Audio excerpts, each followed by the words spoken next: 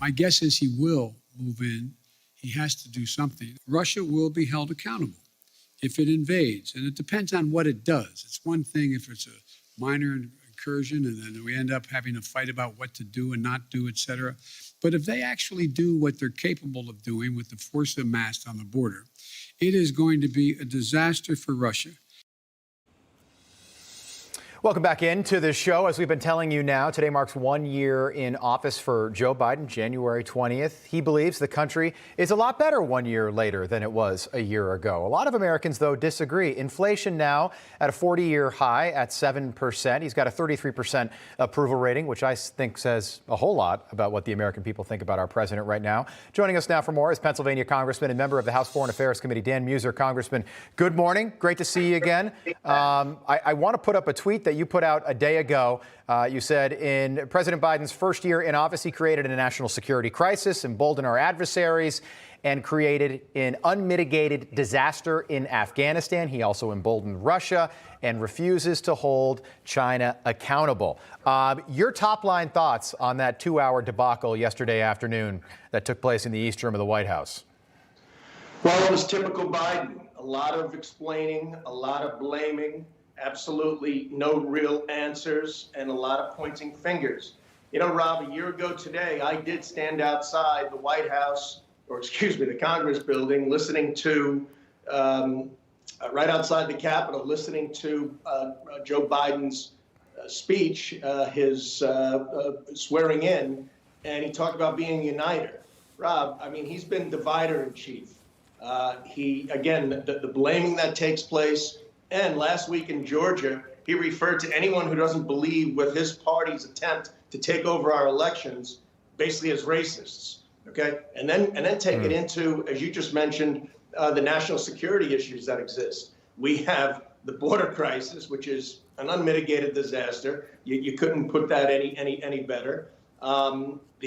Certainly, clearly, the issues surrounding Russia at this point in time, surrounding the Ukraine. And here we have Joe Biden, during his speech yesterday, actually give somewhat of a green light to, certainly a yellow light or green light to Putin, related to, let's see how much of an incursion he makes into Russia. Well, and that will depend. Right, that will depend. Do you think that I'm comfortable saying green light.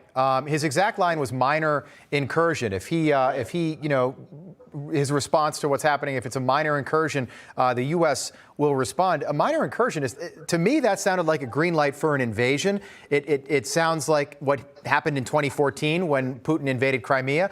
Quite frankly, it sounds like Neville Chamberlain and 1939, Hitler invading Poland. All right, that's what a minor incursion is. It starts there. He's already trying to minimize the errors that are about to take place.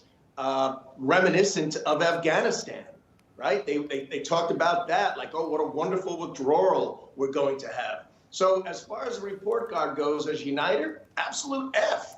As far as national security, because the list goes on there, F. As far as COVID response, F. Particularly what he could control, testing. You know, I've been screaming since April about how the lack of testing in Pennsylvania. We have lines 1 mile, 2 miles long. And he apologizes for getting that one wrong. Congressman, we're tight on time, so I want to play a quick soundbite. Joe Biden, apparently, he claims that he addressed COVID origins with the president of China. Take a listen, then we'll get a quick reaction.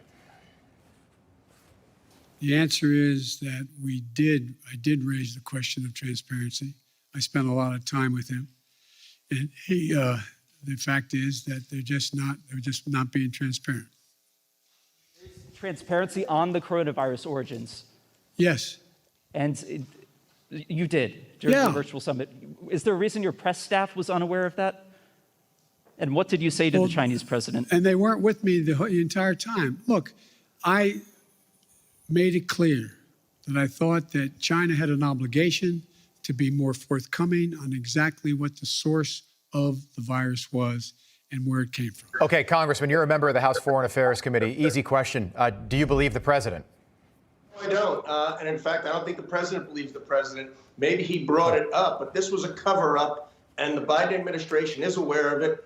We're aware of it through our China task force. Right. All the data points to that it occurred the virus came from a lab in Wuhan, whether it was accidental or deliberate. That's where it came from, and he's not even attempting to get to the bottom of it. Yeah. Congressman Dan Meuser, great to have you on this morning. We appreciate getting your take on everything that took place yesterday. Good to see you. Thank you.